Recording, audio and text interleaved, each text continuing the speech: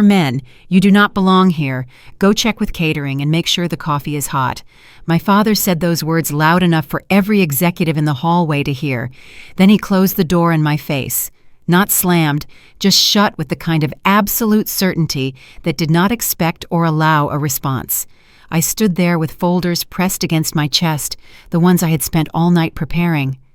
Inside were financial projections, risk assessments, and operational frameworks that would have answered every question the board was about to fumble through. I had placed tabs exactly where I knew they would need guidance. I had written notes in the margins, brief and calm and irrefutable. I had learned long ago that in this building sounding steady mattered more than being right. The hallway held his words like an echo that refused to fade. Inside the room, chairs scraped lightly.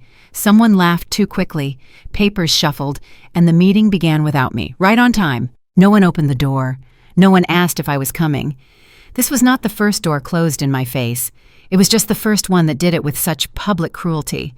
A senior vice president passed me without slowing down, his eyes fixed forward, pretending not to see me standing there, holding the very data he would later present as his own. I stepped aside and let the hallway breathe again.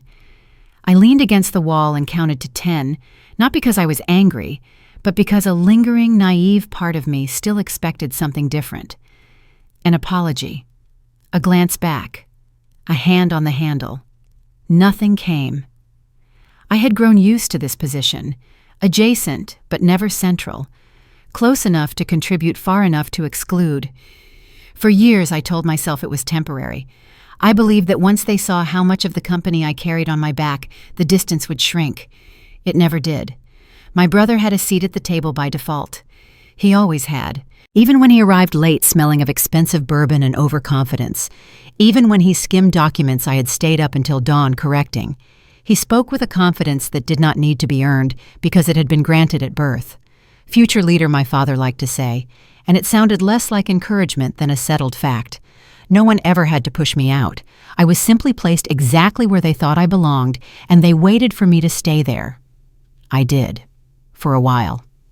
Officially, I handled office operations and internal coordination. In practice, I was the ghostwriter for their successes. I did not attend board meetings. I did not vote on strategy. But I knew exactly where the bottlenecks were, who depended on whose approval, and where the vulnerabilities hid. I was not powerful. I was informed. And that distinction was a weapon they did not realize I was holding. A week earlier, the turning point had not felt dramatic. There was no cinematic buildup.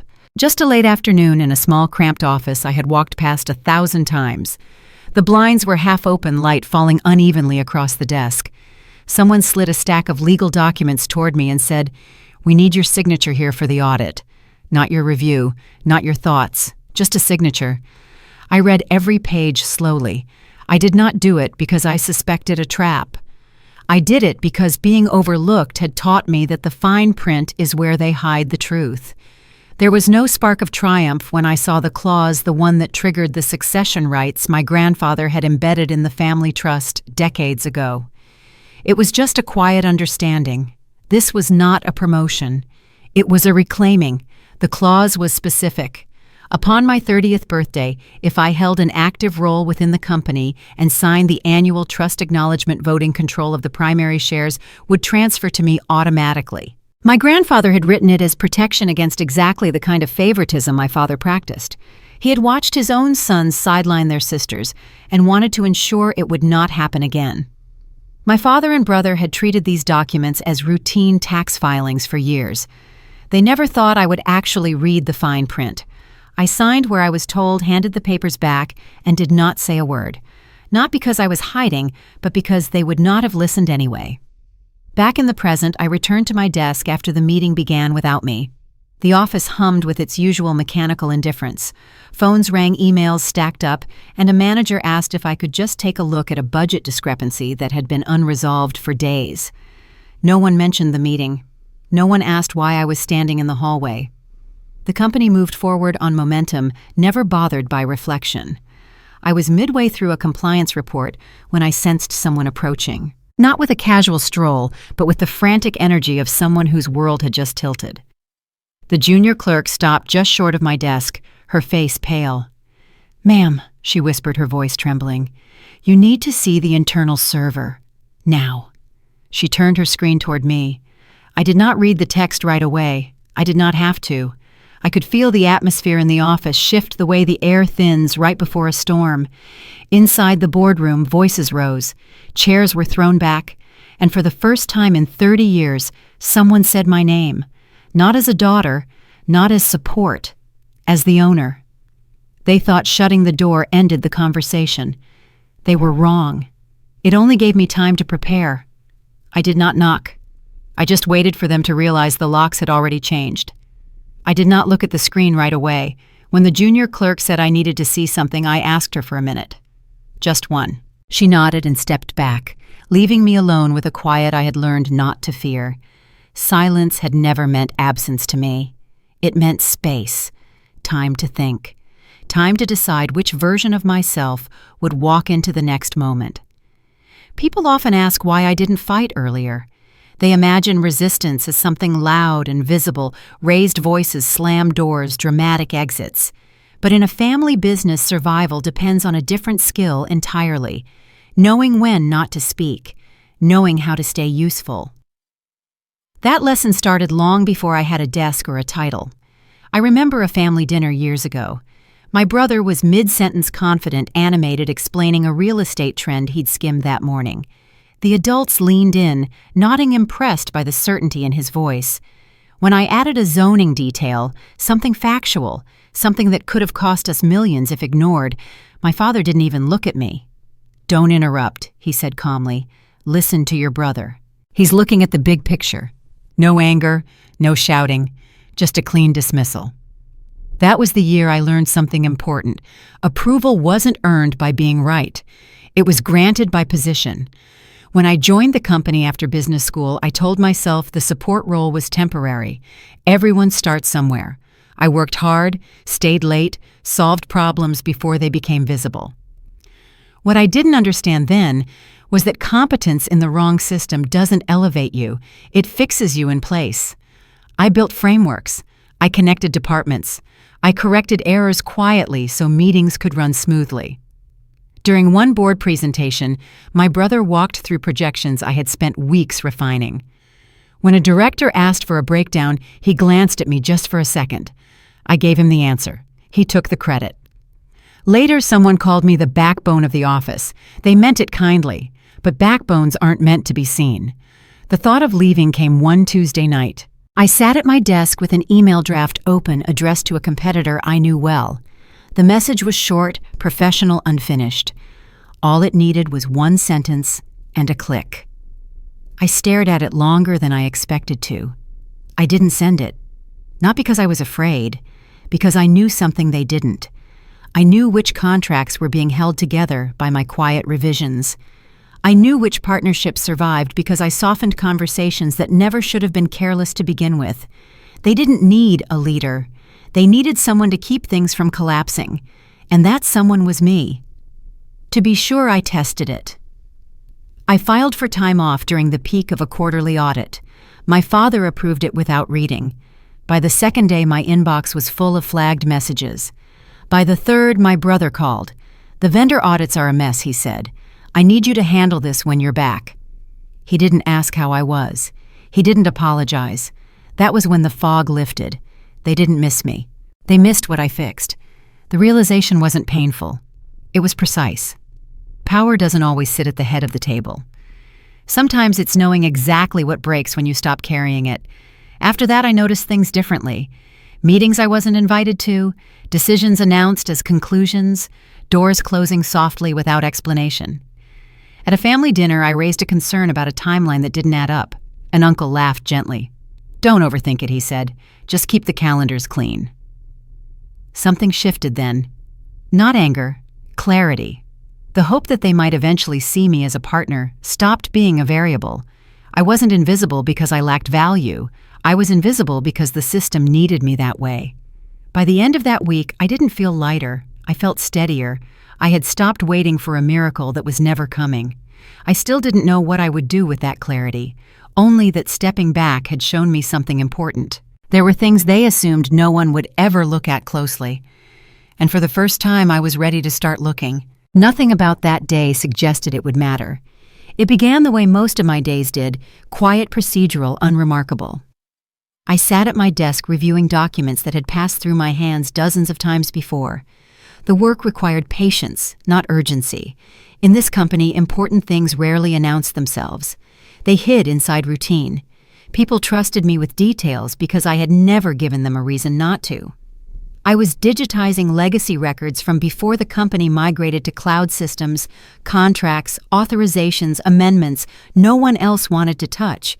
It was invisible work by design, detail-oriented, reliable, low risk.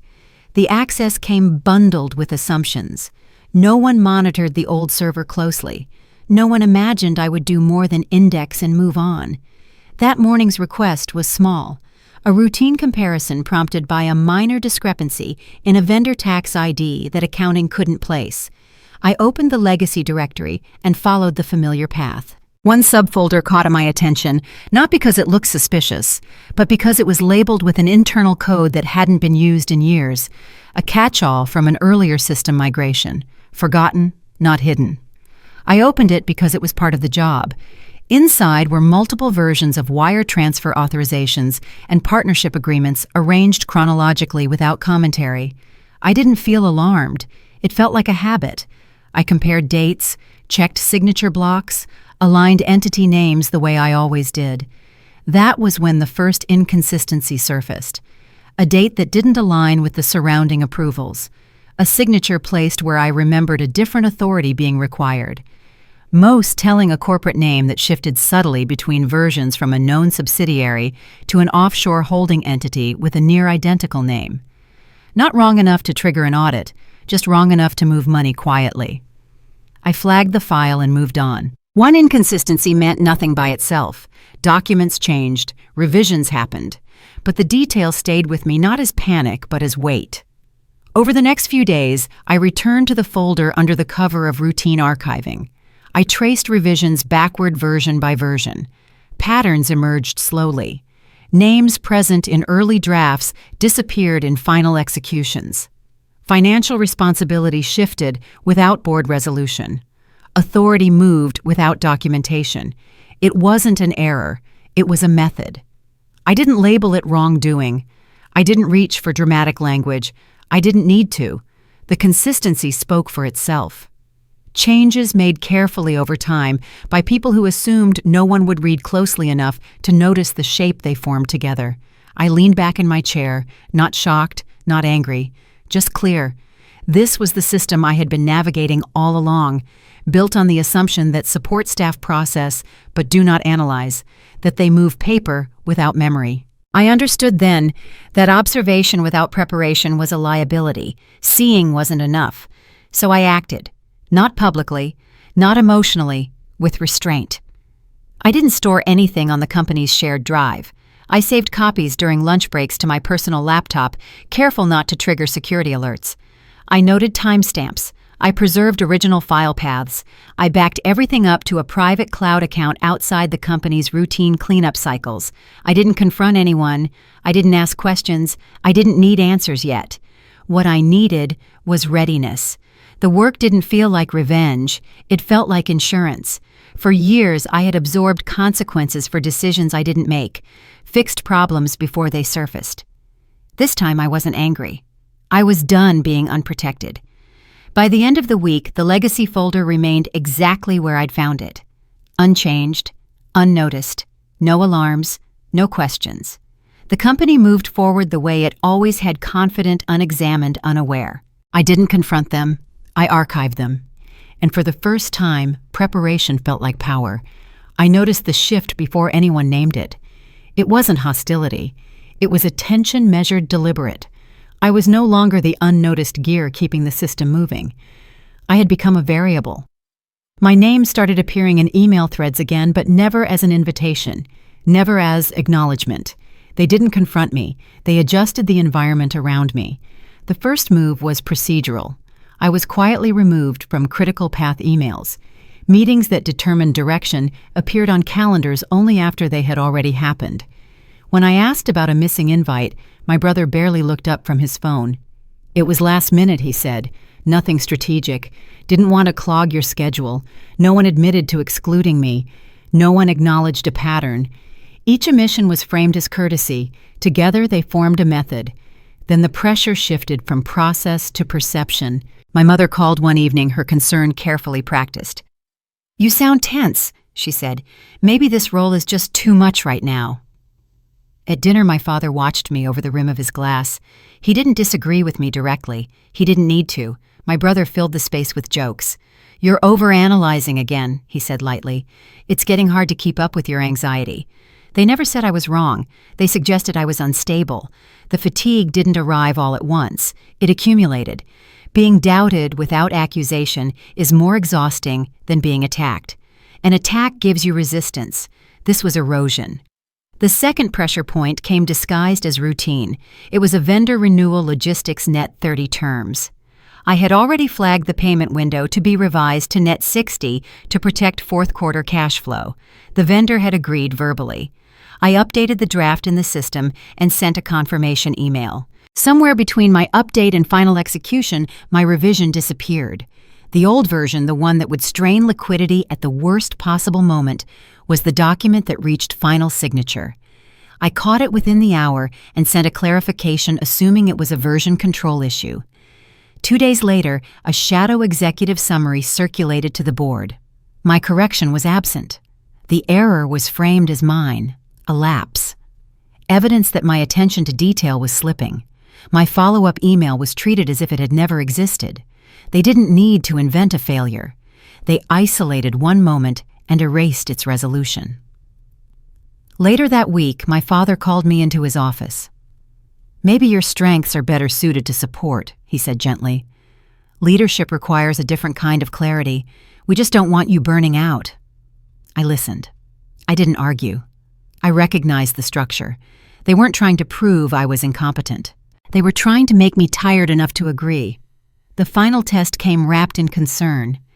At Sunday brunch, a relative I had trusted leaned forward. "Have you thought about taking a sabbatical?" he asked. "We could frame it as wellness leave, for the good of the family. Let things settle. In this family, for the good of the family meant removal without confrontation." If I resisted, I was selfish. If I agreed, I disappeared. I didn't respond at the moment. That night I went home and opened my private drive. I stopped reacting and started auditing. I logged metadata from the altered contract user IDs, timestamps, revision paths. I documented every revoked access. Every meeting invite was sent after the meeting ended. Every instance where my correction vanished between draft and execution.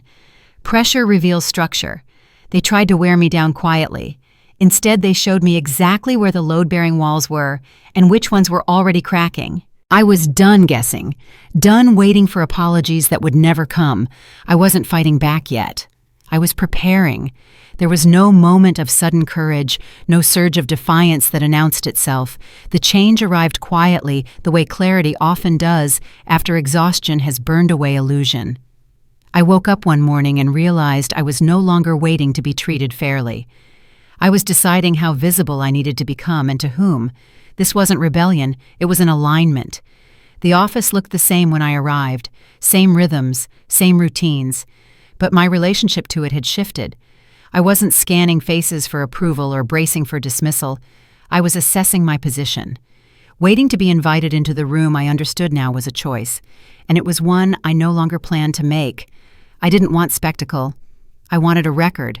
Clarity that could survive scrutiny, documentation that didn't rely on tone or memory.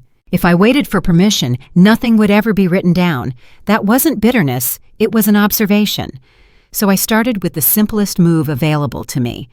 I called the right person, not someone inside the family, not someone invested in smoothing things over.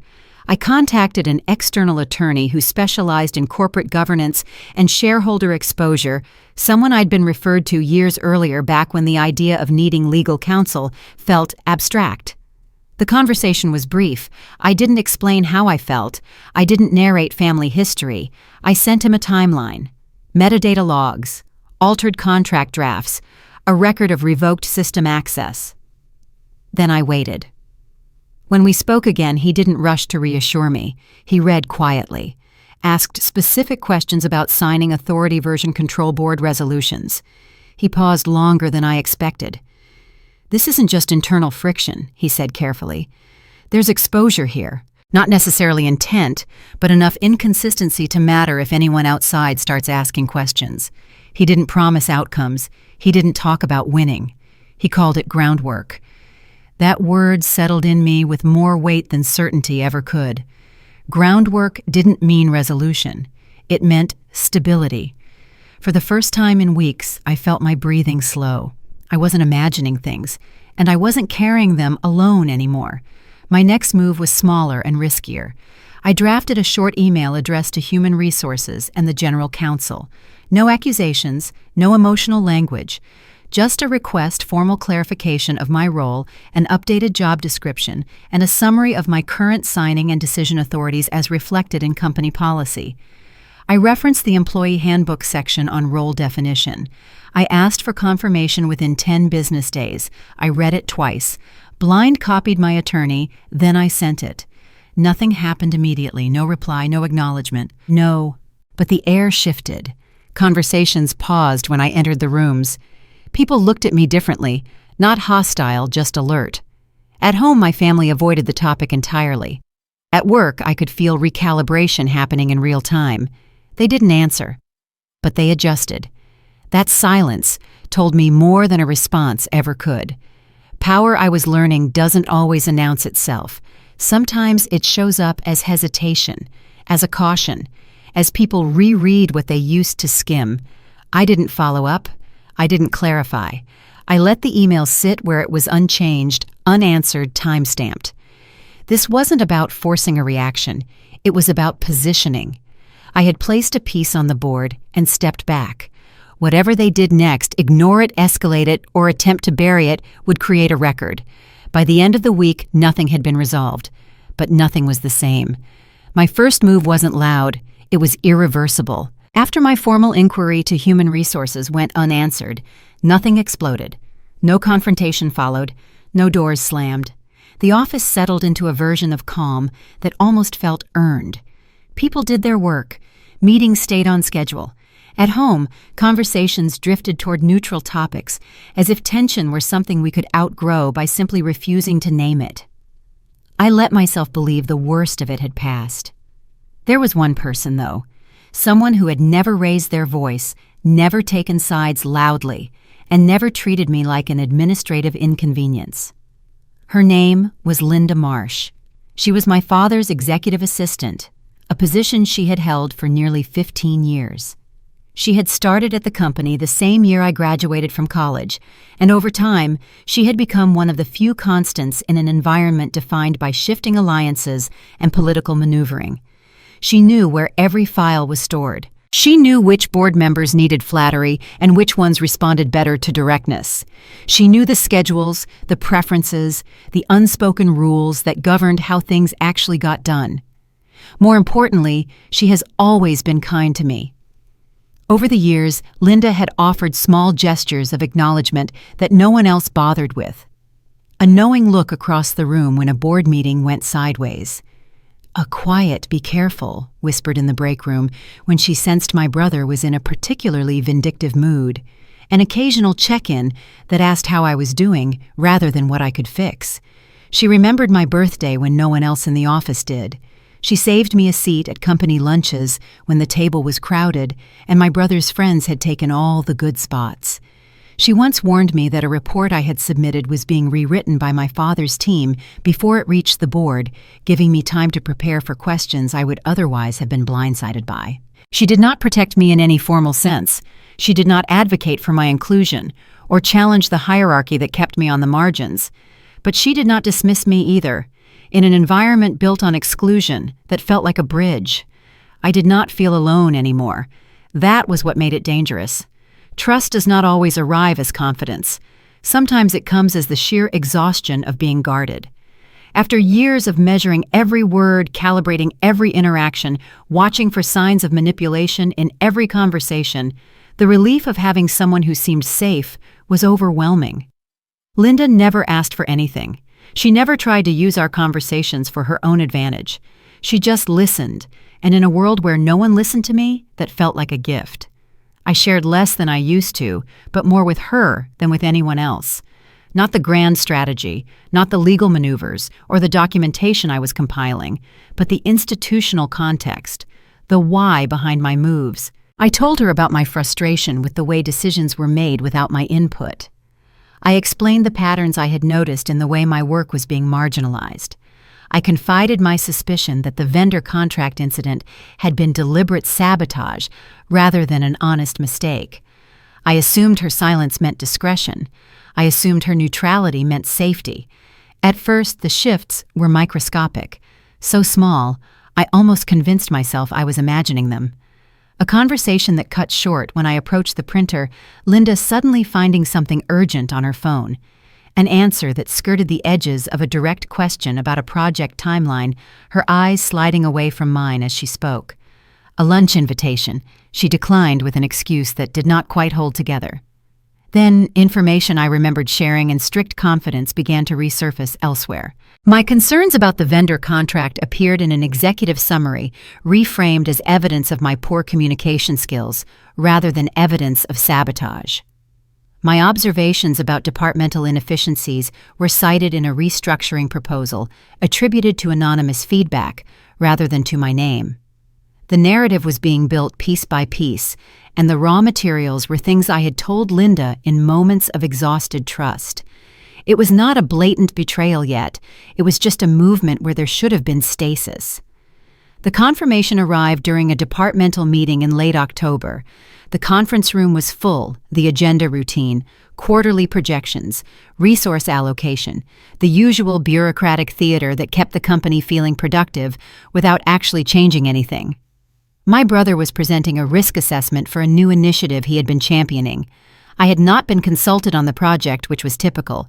What was not typical was the slide that appeared on the shared screen when he advanced to the implementation concerns section. The language was mine. Specific technical terminology I had developed for a restructuring proposal I had drafted months earlier, a document that had been rejected without explanation and supposedly filed away in the archive. My phrasing appeared in a bulleted list of risks being used to justify additional oversight and a reduced timeline. The framing was subtle but unmistakable. The concerns were being attributed to unnamed internal stakeholders who had expressed reservations about leadership capacity. I was the unnamed stakeholder. My own words were being used to undermine my own position. I looked around the room searching for Linda. She was seated near the back, her expression carefully neutral, her eyes fixed on her notepad. She was on the email thread that had circulated the document. I could see her name in the distribution list displayed briefly on the screen before my brother advanced to the next slide. She had received my words repackaged as ammunition, and she had said nothing. She was in that room. And as my work was being dismantled using the very insights I had shared, she said nothing. She did not defend the logic. She did not correct the record. She did not even look uncomfortable. She looked away. I did not confront her after the meeting. I did not pull her aside and demand an explanation. I did not ask how she could sit there and watch my ideas be weaponized against me after everything I had trusted her with. Not because I was afraid of the answer, because silence was the answer. Betrayal does not always announce itself with a knife to the back. Sometimes it is just the quiet withdrawal of support at the exact moment the wind changes direction. Linda had sensed which way the power was flowing, and she had adjusted her position accordingly. She had not set out to hurt me. She had simply decided that her proximity to my father was more valuable than her connection to me. She had chosen the safer path. Silence used at the wrong time is a deliberate decision, and Linda had made hers. What surprised me was not the sting of the loss. I had expected that. I had braced for it somewhere in the back of my mind, even as I let myself believe she was different. What surprised me was the clarity that followed. I had assumed loyalty was about intention, about what people meant to do. I had believed that Linda cared about me and that her caring would translate into support when support was needed. I was learning that in a corporate hierarchy, loyalty is not about intention. It is about exposure. It is about whether someone is willing to stand still when the room leans, even if it puts their own job security at risk. Linda was not willing to stand still. She had 15 years invested in her relationship with my father. She had a pension, a routine, a place in the organizational structure that depended on his continued approval. When forced to choose between defending someone who might lose and protecting her position with someone who might win, she had made the calculation that anyone in her position would make. She did not choose against me. She simply chose herself. The second blow came 2 days later, wrapped in the guise of friendly concern. A colleague from the marketing department, someone I had always considered peripheral but harmless, stopped me in the hallway with a sympathetic expression. "Even Linda thinks you might be going too far." She said, her voice low enough to suggest confidentiality, but loud enough to carry to anyone passing by. "I just thought you should know. People are worried about you." The absence of Linda's defense had been translated into a consensus of my guilt. Her silence had been interpreted as agreement with the narrative my brother was constructing. She had not needed to say a word against me. She had simply needed to not say a word for me. Silence had done its work, aligning itself neatly with the path of least resistance. That was when I understood a fundamental truth about these rooms. Neutrality is a myth. Silence is not empty. It fills with whatever narrative has the most momentum. In a family business built on rigid hierarchy, the quietest voice does not stay neutral. It gets co-opted by the loudest one. I stopped expecting backup, not with bitterness, but with a cold, surgical precision. I did not cut ties with Linda or make a scene. I did not confront her or demand an apology or give her the satisfaction of knowing how much her silence had cost me. I simply adjusted the flow of information. I moved everyone to a strict need-to-know basis. My conversations were shortened. My emails became purely transactional, copied to my personal attorney on blind copy, stripped of anything that could be reframed or weaponized. My strategy became an information silo protected by the same walls of silence that had been used against me. I was not punishing anyone. I was simply protecting my future from the frailty of borrowed courage. I had not lost an ally. An ally who stays silent during an ambush was never an ally to begin with. I had simply stopped building my foundation on someone else's hesitation. By the end of the week, the internal dynamic had shifted again. I was not scanning faces for reassurance anymore. I was not measuring silences for hidden meanings. I was not hoping that someone would stand up for me or validate my concerns or tell me I was not alone.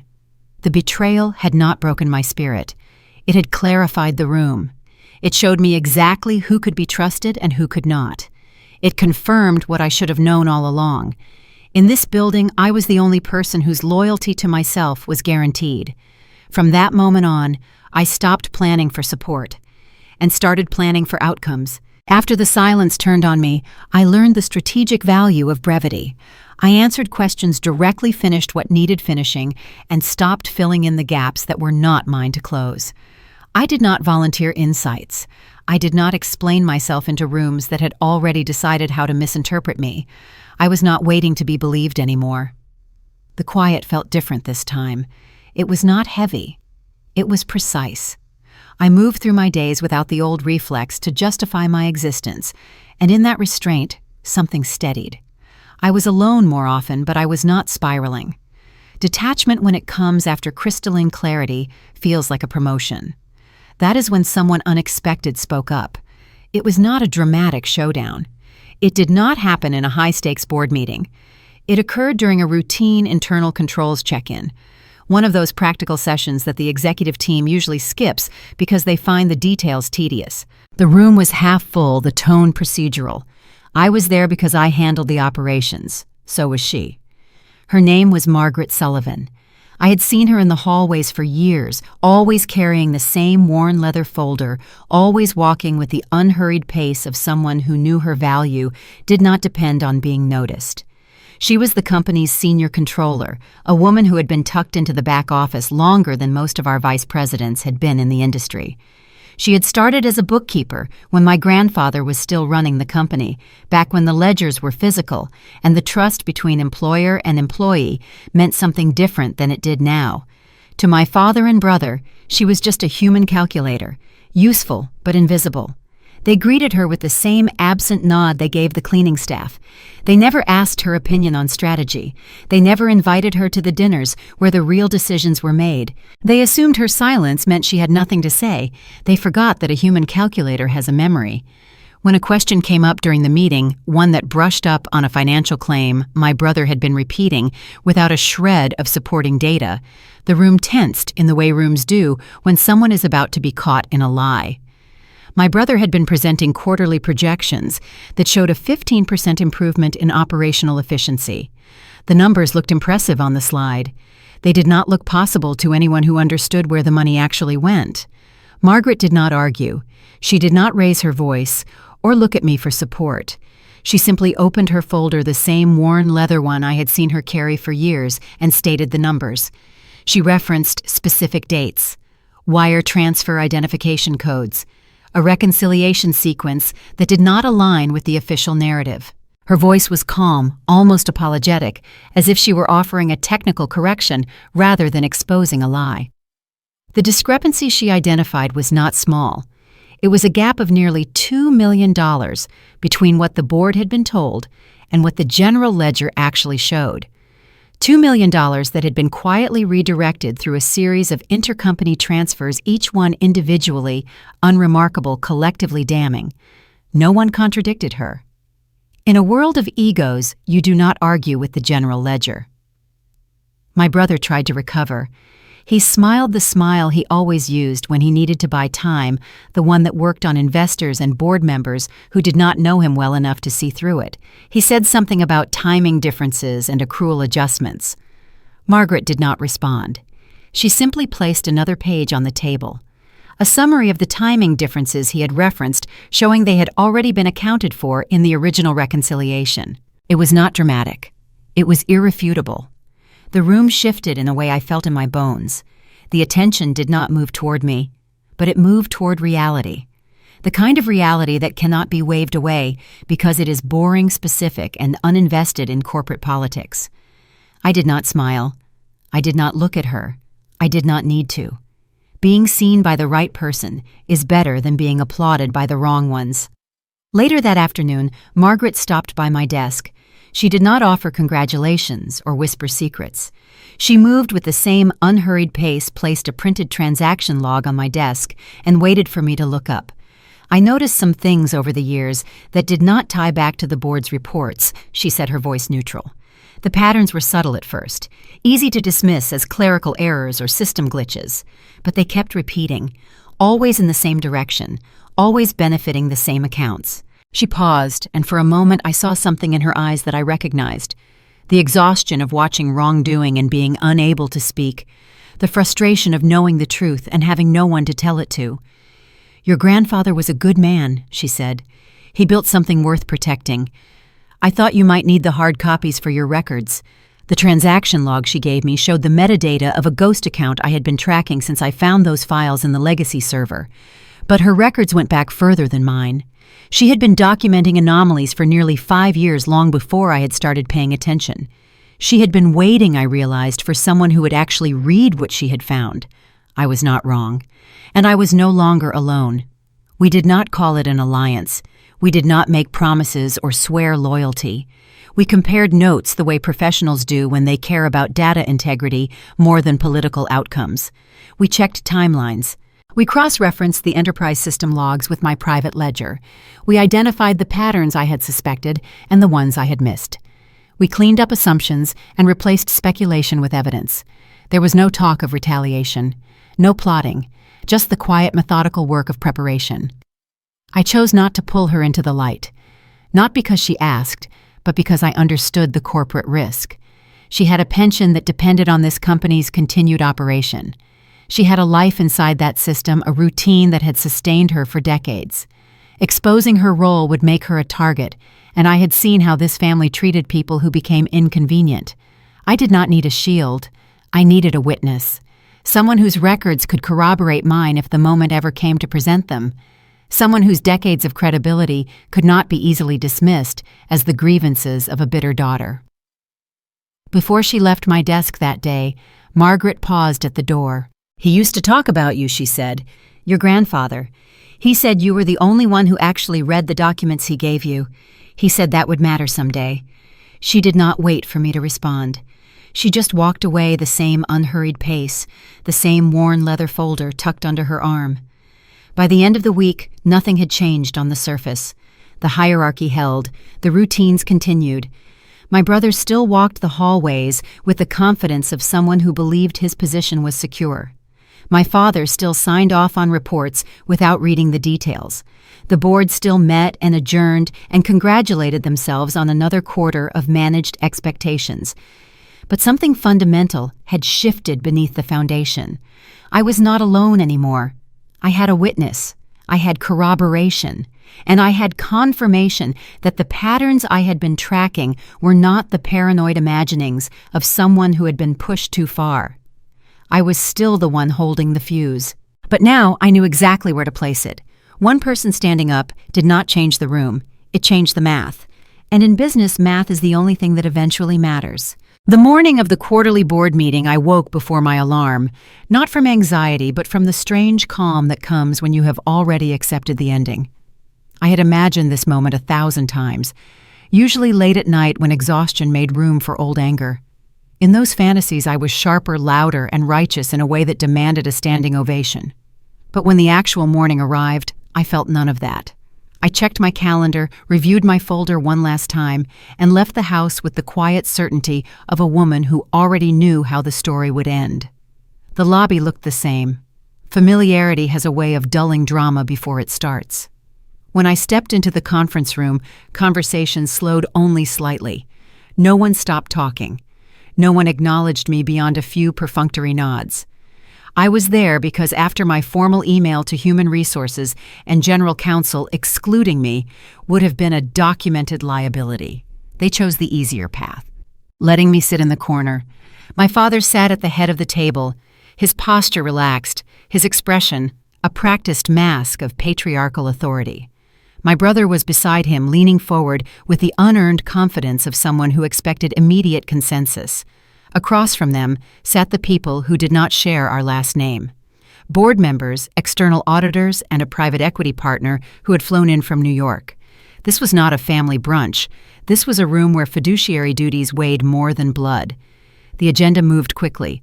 Third quarter updates, market forecasts, and safe metrics that allowed everyone to settle into their roles. I listened without taking notes.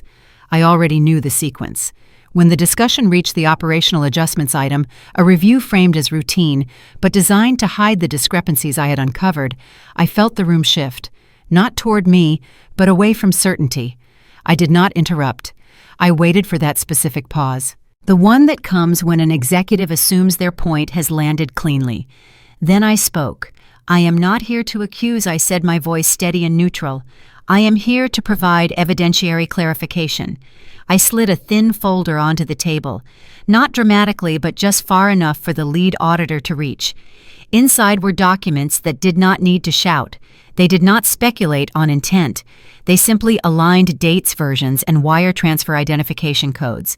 They showed the entity tunneling I had tracked, displaying the patterns without a single word of commentary. The room went quiet in the way rooms do when attention becomes work. Pages turned. The auditor leaned in. The private equity partner put down his pen. No one looked at me. They did not need to. I was not the point anymore. The audit trail was.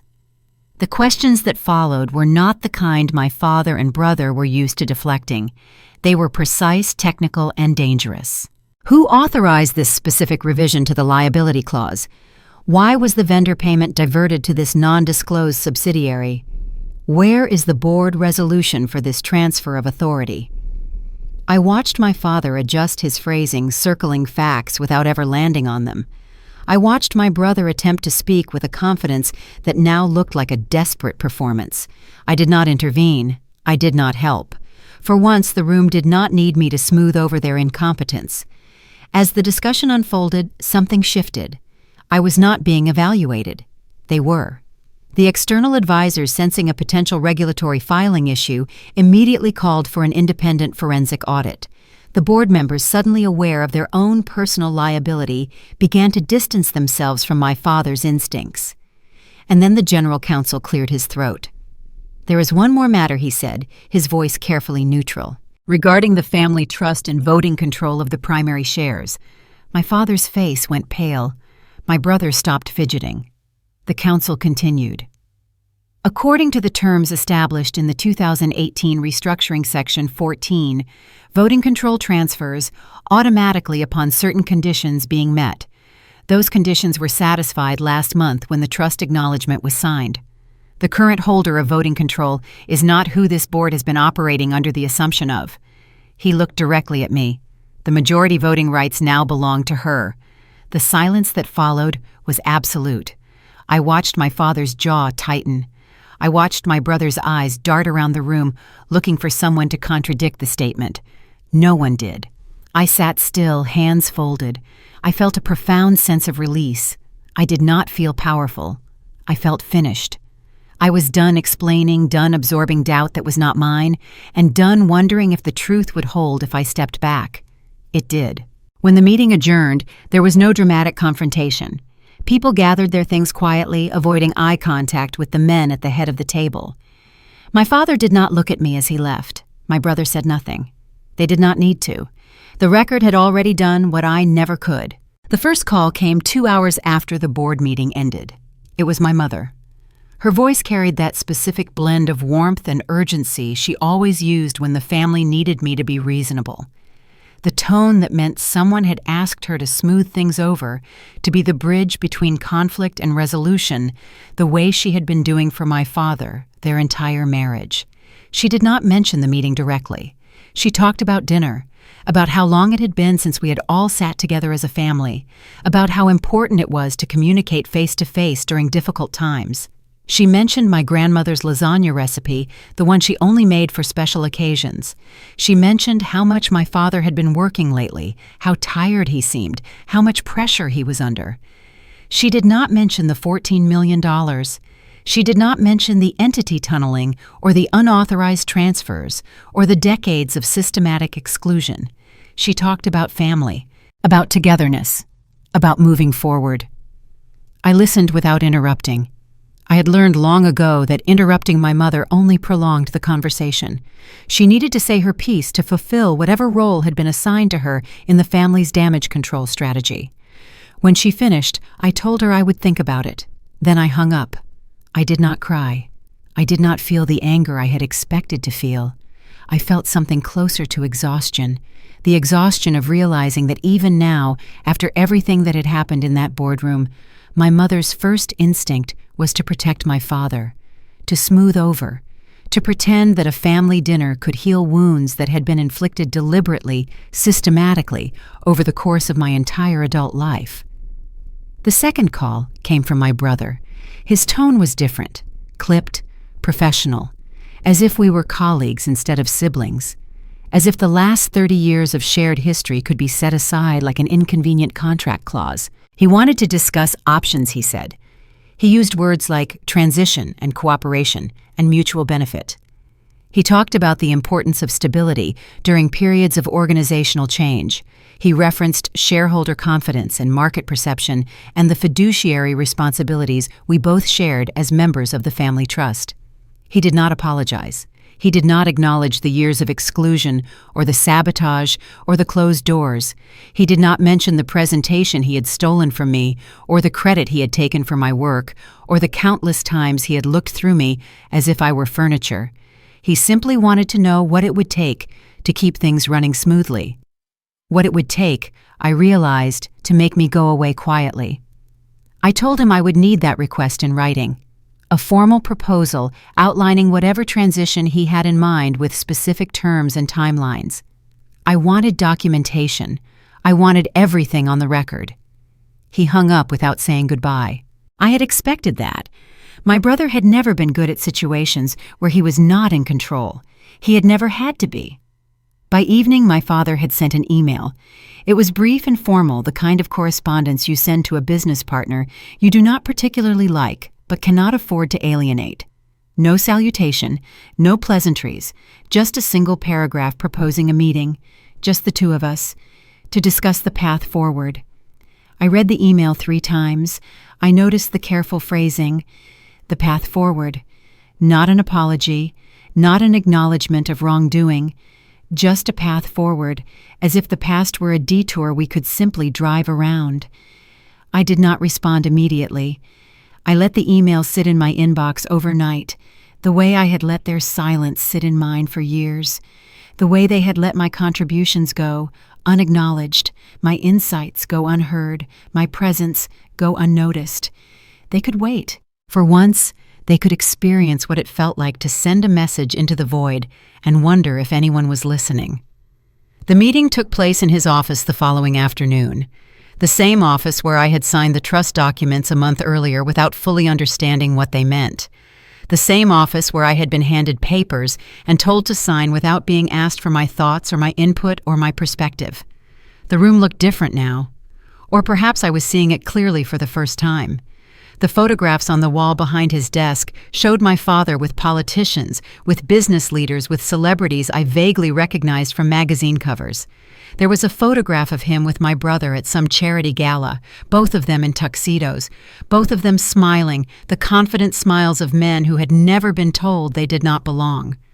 There were no photographs of me, not on the wall, not on his desk, not anywhere in the room where he had spent the last 30 years building an empire on the labor of people he refused to see. He was already seated when I arrived. His posture was different now, less expensive, more contained. He did not stand to greet me. He did not offer the performative warmth he usually reserved for clients and investors. He simply gestured to the chair across from his desk, the same chair where I had sat as a child, waiting to be dismissed. I sat down without waiting for an invitation. I did not need his permission anymore.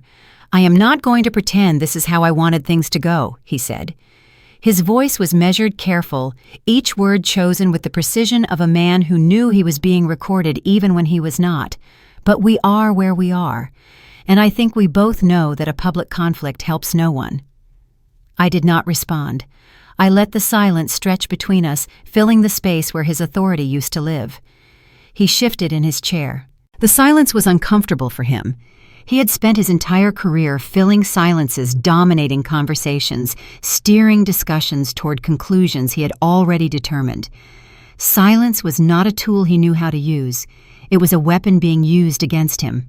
He continued, unable to bear the quiet. "What do you want?" A seat on the board. An executive title. "We can arrange that. We can restructure the leadership team to include you in a more visible capacity.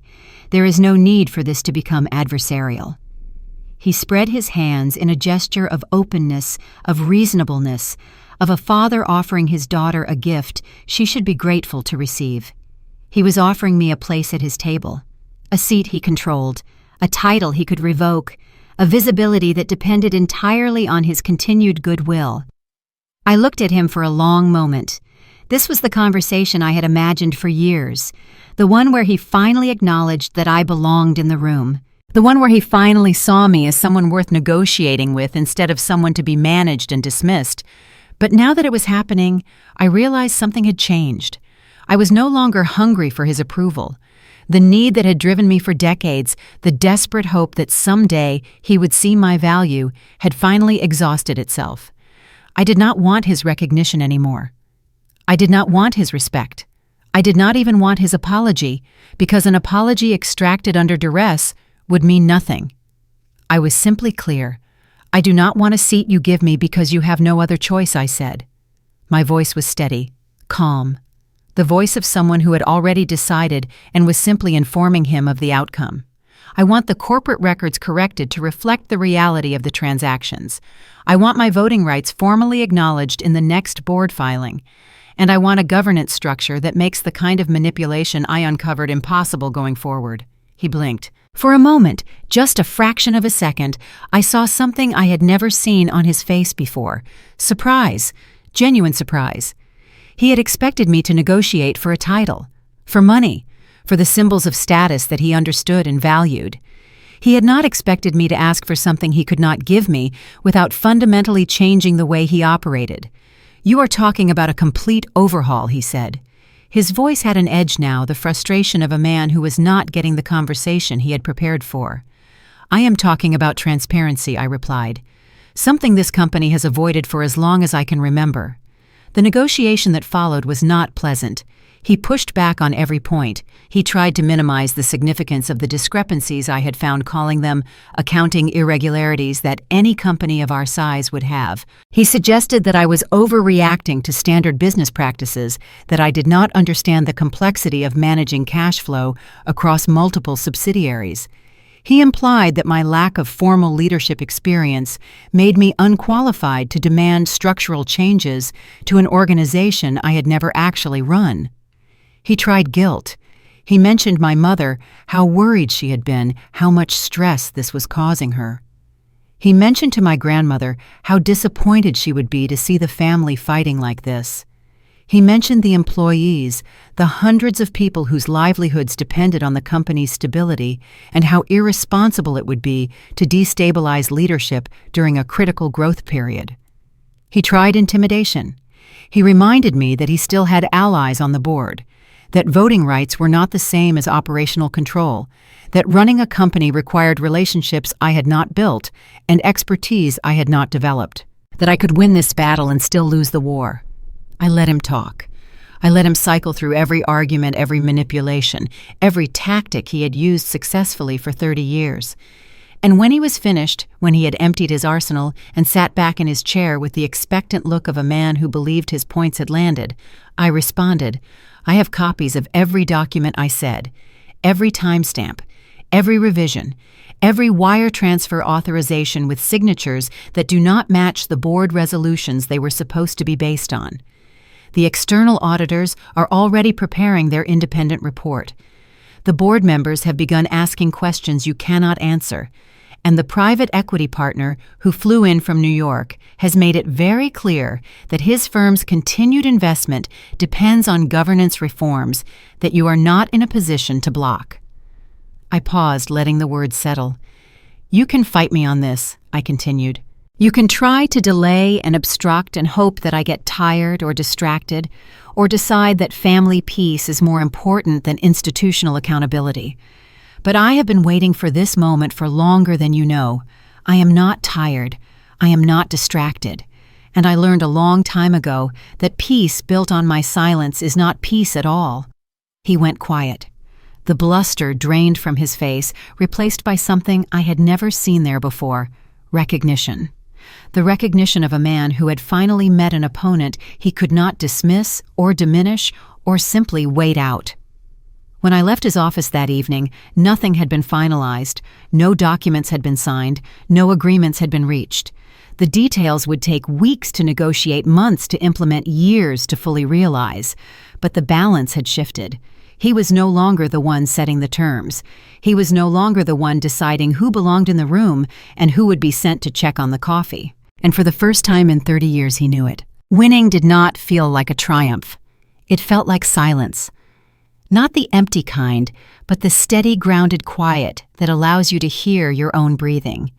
In the days that followed the board meeting, the resistance in the office did not vanish.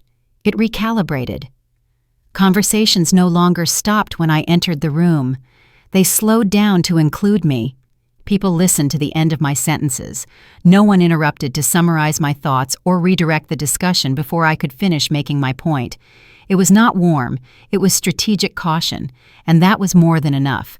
The power shift was invisible, but absolute. My father spoke more carefully now, every word seemingly passing through a legal filter before leaving his mouth. He reviewed documents before signing them. He asked clarifying questions in meetings instead of waving his hand and trusting his instincts. He did not challenge me, but he did not apologize either. The silence between us had taken on a different texture. It was no longer the silence of dismissal. It was the silence of someone waiting to see what I would do next. My brother stopped leaning back in his chair with that air of inevitable victory. The casual confidence that had defined his presence in every room had been replaced by something more cautious, more watchful. He began asking me questions, real ones, the kind you ask when you realize your survival depends on someone else's competence and goodwill. He wanted to know my thoughts on vendor contracts. He asked for my input on staffing decisions. He copied me on emails he would have hidden from me a month earlier. I noticed it all, and for the first time, I was not reacting to it. I was observing it from the center of the storm. With that awareness came a question I had not expected. What did power actually taste like? I had spent years imagining it as a weapon, a tool sharp enough to cut away the dismissal, the erasures, and the way my work had been absorbed into my brother's reputation. I had fantasized about the moment when I would finally have leverage, when they would finally have to listen, when the balance would shift, and I would be the one deciding who belonged in the room. Now that the leverage was mine, now that I held the majority voting rights through the legacy trust, it did not demand to be used. It simply waited, patient, available, ready to be deployed in whatever direction I chose. The suggestion for a cleanup came 3 days after the board meeting. A consultant named Howard Price, a man the company had retained for years to handle delicate organizational transitions, requested a private meeting. He spoke in the careful euphemisms that consultants use when they want to propose something ugly without leaving fingerprints. He referenced organizational optimization, streamlining leadership for the next phase of growth, eliminating legacy roles that no longer provided a positive return on investment. He had prepared a list neatly typed of positions that could be restructured. My father's name was at the top. My brother was second. The implication was clear. I had the green light to remove them. The board would support it. The shareholders would applaud the decisive leadership. Many of the directors, Howard explained, would be relieved to see the dead weight gone. They had been nervous about the family's grip on the company for years. This was an opportunity to professionalize, to modernize, to break free from the dysfunction that had been dragging down performance. He slid the paper across the table toward me and waited for my response. I did not answer right away. I told him I needed time to understand the shape of the choice. That night, I sat alone in my apartment and thought about what it would mean to say yes. I imagined my father clearing out his office the same way he had once imagined me clearing out mine. I imagined my brother receiving the news, the shock on his face, the sudden understanding that the ground he had always taken for granted had finally given way beneath him. I imagined the satisfaction of watching them experience for the first time the uncertainty and helplessness they had inflicted on me for years. The fantasy was vivid, it was detailed, and it left me feeling empty. I thought about my mother. She had called twice since the board meeting, her voice tight with anxiety, asking questions she did not really want answered. She had spent her entire marriage managing my father's ego and smoothing over his conflicts. If I removed him from the company, I would be removing the foundation of her identity as well. She had never protected me from his cruelty, but she had also never been given the tools to protect herself. Destroying him would destroy her too in ways she might never recover from. I thought about the employees who had worked under my father and brother for decades, the assistants who had learned to navigate their moods, the managers who had built careers around their expectations. A purge at the top would ripple downward in ways I could not fully predict. Some would be relieved, others would be terrified. All of them would be watching to see what kind of leader I intended to be. I thought about the version of myself who had stood outside that closed door holding folders no one wanted to see. I remembered the sound of their voices continuing without me, the casual cruelty of being dismissed so completely that they did not even lower their voices. I had fought this hard. I had documented and prepared and waited and endured. But I had not done all of that just to become a louder, colder version of them. I had not survived their kind of power just to wield it the same way. The decision when it came was not dramatic. It arrived quietly the way most important decisions do. The next morning I met with Howard Price again. I thanked him for his analysis and declined the suggestion of a purge. I told him I was not interested in retaliation disguised as restructuring. I would not use my position to settle personal scores, no matter how justified those scores might be. Instead, I demanded radical transparency. We would move forward by clarifying roles based on performance data, not by eliminating people for past behavior that the old system had rewarded. Everyone, including my father and brother, would be evaluated by the same metrics. Everyone would be held to the same standards. If they could not meet those standards, the consequences would follow naturally. but I would not manufacture their failure. I would simply stop protecting them from it. Howard looked at me for a long moment.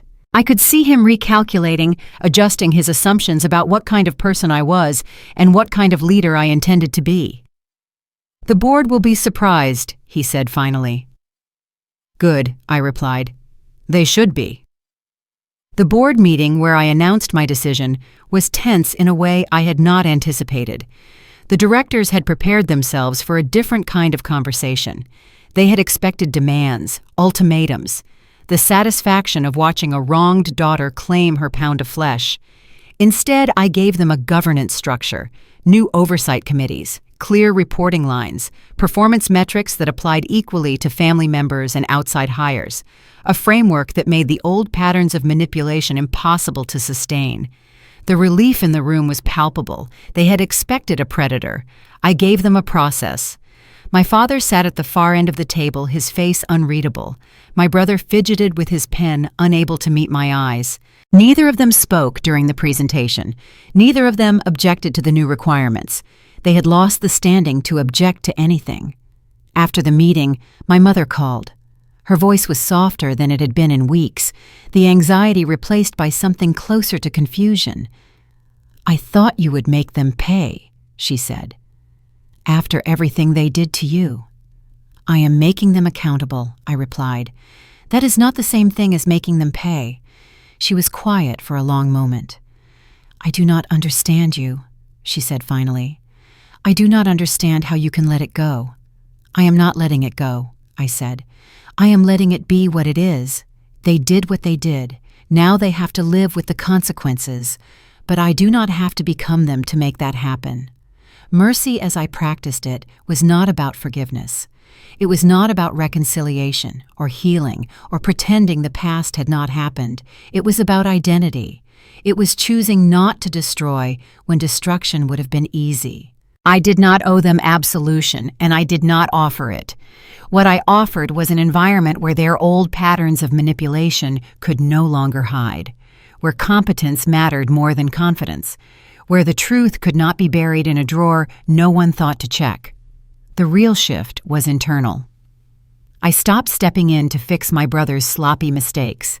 When he submitted projections that did not add up, I let the finance team send them back with questions. I stopped smoothing over my father's friction with partners. When he offended a major investor with his dismissive tone, I let the relationship cool without intervening. When they made decisions without my input, I let the consequences land exactly where they belonged. This was not revenge. It was an alignment of responsibility. I did not punish them. I simply stopped protecting them. The change unsettled them more than any confrontation could have. My brother came to my office twice in the first week, asking for help with problems he had always assumed I would solve without being asked. I listened to his explanations. I asked clarifying questions, and then I told him I was confident he could handle it himself. The look on his face was almost worth the years of invisibility. Almost. My father tried a different approach. He attempted to pull me back into the old patterns through family obligation. He mentioned my mother's anxiety. He referenced upcoming holidays. He suggested that professional disagreements did not need to affect personal relationships. I told him I agreed. Professional disagreements and personal relationships were separate matters, and I intended to keep them that way. Boundaries, I was learning, do not require a paragraph of justification. They do not require explanations or apologies or negotiations. They only require a firm no, and the willingness to repeat it as many times as necessary. By the end of the month, the new structure had begun to take hold. Meetings ran differently. Decisions were documented. Accountability was no longer optional. The company I had inherited was not transformed overnight. Change does not work that way. But for the first time in its history, the rules applied to everyone equally. For the first time, the people at the top could not exempt themselves from the standards they imposed on everyone else.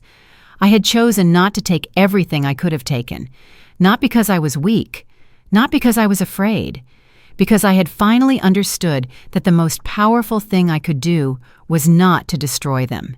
It was to outlast them on my own terms, in my own way. And that was exactly what I intended to do. The company moved forward, not necessarily kinder, but infinitely clearer. Ownership was visible, mistakes were documented. And for the first time, the work I did was recognized as mine, not because I demanded it, but because I had removed the camouflage of my own making. The forensic audit took 3 months to complete. During those months, I learned what it meant to wait without anxiety. The auditors worked through the files I had compiled, cross-referencing my documentation with Margaret's records and the official corporate ledgers. They interviewed department heads and reviewed authorization chains. They traced wire transfers through the labyrinth of subsidiaries my father and brother had constructed over the years. I did not hover. I did not ask for updates. I simply continued my work and let the numbers speak for themselves. When the final report was delivered to the board, the room was quieter than I had ever seen it. The lead auditor, a woman named Patricia Reeves, who had spent 30 years untangling corporate fraud, presented her findings with the same neutral tone Margaret had used months earlier. The entity tunneling I had suspected was confirmed. The unauthorized transfers were documented in precise detail. The systematic exclusion of oversight was laid bare in a timeline that stretched back nearly a decade. The total amount diverted from the company exceeded $14 million. Not enough to destroy the business, but enough to fund my brother's lifestyle, my father's political donations, and a network of consulting fees that went to companies owned by relatives who had never consulted on anything. The numbers were precise and damning. No one in the room attempted to defend them. My father stepped down as chief executive officer the following quarter. The announcement was framed as a planned transition, a graceful handoff to the next generation of leadership. The press release mentioned his decades of service and his confidence in the company's future direction. No one outside the board knew the truth. No one needed to. The record existed. That was enough. I watched him clean out his office on a Thursday afternoon. He moved slowly, placing photographs and awards into cardboard boxes, with the careful movements of someone who had not expected to be doing this for another 10 years. He did not look at me when I passed in the hallway. I did not stop to offer condolences or gloat. There was nothing left to say between us that the documents had not already said. My brother remained in the company, but in a reduced capacity. His title changed from Executive Vice President of Strategic Development to Director of Special Projects, a role that sounded important but carried no direct reports and no budget authority. He reported to a committee now, instead of operating as a unilateral decision-maker. Every expenditure required 3 signatures. Every strategic recommendation required supporting documentation. The adjustment was difficult for him. I watched him struggle with the new structure during meetings, his jaw tightening when someone questioned his assumptions, his hands clenching when a junior analyst asked for the data behind his projections. He had spent his entire career operating on confidence and family name. The new system required competence and accountability. These were currencies he had never needed to accumulate. I could have gloated. I did not. There was no satisfaction in watching someone realize they had been living on borrowed credibility. There was only the quiet recognition that the system had finally corrected itself, and that correction had cost him something he could never earn back. Margaret Sullivan retired at the end of the fiscal year. Her departure was announced in a company-wide email that thanked her for her decades of dedicated service and wished her well in her future endeavors. Most people deleted the email without reading past the first line. I printed it and kept it in my desk drawer. The week before she left, I asked her to lunch. We went to a small restaurant near the office, the kind of place where the portions were generous and no one recognized us. We did not talk about the audit or the transition or the family. We talked about her plans for retirement, a house in Vermont, grandchildren she had been too busy to visit, books she had been meaning to read for years. When we finished, I walked her back to the office. At the entrance, she stopped and looked at me with the same steady gaze she had given me when she placed that first transaction log on my desk. "You did the right thing," she said. "Not the easy thing. The right thing. There is a difference." I wrote her a letter after she left. I did not mention the specifics of what she had done or the role she had played in the audit. I simply told her that her work had mattered even when no one was watching, that her integrity had made a difference, that I would not forget. She sent back a short note on plain white paper, her handwriting neat and deliberate. It said only 2 words. I know. The private equity partner from New York, a man named David Chen, who had flown in for that fateful board meeting, became a regular presence at our quarterly reviews. He was impressed, he told me once over coffee, by the way I had handled the transition. He said most people in my position would have burned the house down, scorched earth, public humiliation, criminal referrals. I told him I had considered it. There were nights in the months after the board meeting when I had imagined exactly how satisfying it would be to watch my father's name dragged through the financial press, to see my brother's face on the cover of a magazine with words like fraud and mismanagement underneath.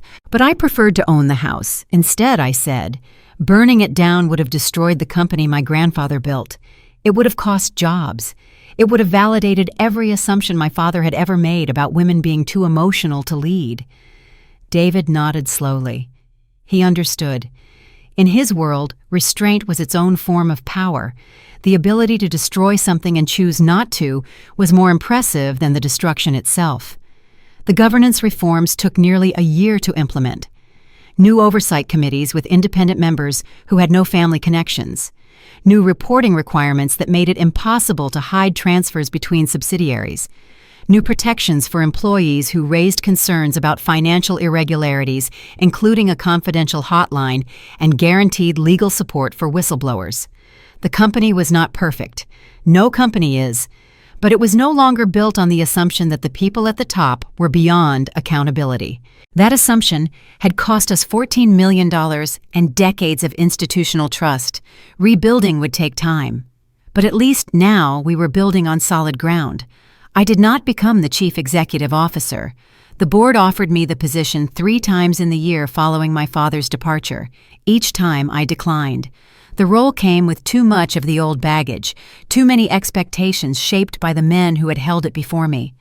I did not want to spend my days defending decisions in the same office where I had been told I did not belong. I did not want to inherit a title that had been used as a weapon against me. Instead, I took a position on the board and established an investment fund focused on operational efficiency in family-owned businesses.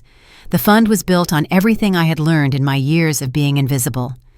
I knew how to identify the hidden dependencies that kept companies running. I knew how to spot the employees who did the real work and the executives who took the credit. I knew how to read the fine print and find the clauses that others had overlooked. The fund was successful. Within 2 years, we had invested in 12 companies and helped restructure 6 others. Our returns exceeded market average by 8%. Financial publications wrote profiles about our approach. Other investors asked for meetings. More importantly, it was mine. Every decision, every investment, every success and failure. I had built something that did not depend on my family's name or my father's approval. I had proven to myself more than anyone else that my value had never been the problem. Their blindness had been the problem, and I was done compensating for it. My relationship with my family did not heal in any traditional sense. We did not have tearful reconciliations over holiday dinners or heartfelt conversations about the past. The wounds were too deep and too deliberately inflicted for that kind of repair. What we had instead were boundaries, clear, firm, and non-negotiable. My father and I spoke occasionally, usually about business matters that required his historical knowledge of old contracts or partner relationships. He was civil. I was professional. We did not discuss the audit or his departure or the years of dismissal that had preceded it. There was nothing to discuss. The facts were what they were. My brother and I maintained a professional distance. We sat in the same board meetings and reviewed the same quarterly reports. We nodded at each other in hallways and exchanged the minimum courtesies required by corporate decorum. We did not pretend to be friends. We did not pretend the past had not happened. We simply coexisted in a structure that no longer allowed him to diminish me. My mother still calls sometimes. Sunday evenings, usually when she was alone in the house and missing the family dinners that had once gathered us all together. She still hoped for reconciliation. She still believed that time would soften the edges and bring us back to something resembling closeness. I attended when I could. I left when I needed to. I no longer felt obligated to perform the role of the dutiful daughter who absorbed everyone else's discomfort to keep the peace. That performance had cost me too much. I was done paying the price for their inability to see me clearly. The inheritance I had claimed was not just financial. It was not just the voting rights, or the board position, or the investment fund that bore my name. It was the right to define my own role, my own value, my own future. For years I had been told where I belonged. I had been placed in corners and excluded from rooms and handed work that others would take credit for. Now I decided for myself where I went, what I built, who I allowed into my life, and under what terms. That was the inheritance my grandfather had given me, not just a clause in a trust document, a permission I had never realized I needed, the permission to stop waiting for approval that would never come and start building something that did not require it. Nothing dramatic happened after that, and that is how I knew it was over. The days settled into a rhythm so ordinary it would have been disappointing if I had still been expecting fireworks. Meetings started and ended on time. Decisions were made without raised voices. The company moved forward the way it always claimed it wanted to, quietly, efficiently, and without spectacle. My family did not pressure me anymore, but they did not move closer either. There was no sudden warmth, no cinematic healing, just space. And for the first time, that space did not feel like a vacuum. It felt like a boundary. The biggest change showed up in the smallest moments. When a deadline slipped in the logistics department, my phone did not ring. No one assumed I would stay until midnight to fix a mess I did not create. I did my part. No more, no less. I offered insight when the board requested it, but I stopped anticipating needs that were not voiced. The reflex to rescue, to quietly absorb the consequences of my brother's or father's choices, faded like a muscle finally allowed to rest. I was not the family safety net anymore, and without that net, they had to learn how to land on their own. At first, the absence felt strange. I had spent decades measuring my value by how indispensable I could be. It took time to understand that I was not withdrawing out of spite. I was stepping into proportion. For so long, my labor had been oversized compared to my authority. Now, with my voting rights secured, the balance had corrected itself. I did not need to announce the shift. It announced itself every time I chose not to intervene. I no longer waited for an apology that would explain the years of dismissal. I released the fantasy of having the past rewritten. Closure, I realized, is not something other people grant you. It is a decision you make when you realize the other party is no longer required for your participation in the future. One afternoon, a younger employee stopped by my office. She hesitated in the doorway the way I used to, uncertain of her own footing. After we finished discussing a project, she asked almost in a whisper, "How did you learn to stand your ground?" I did not tell her about the metadata, the hidden trust clauses, or the cold hallway. I just said, "I stopped waiting to be chosen." She nodded, and in that look, I saw the cycles start to break. Success, I realized, had nothing to do with making my father regret his choices or making my brother feel small. It was not about dominance. Winning was about independence, knowing that my sense of self was no longer a variable in their equation.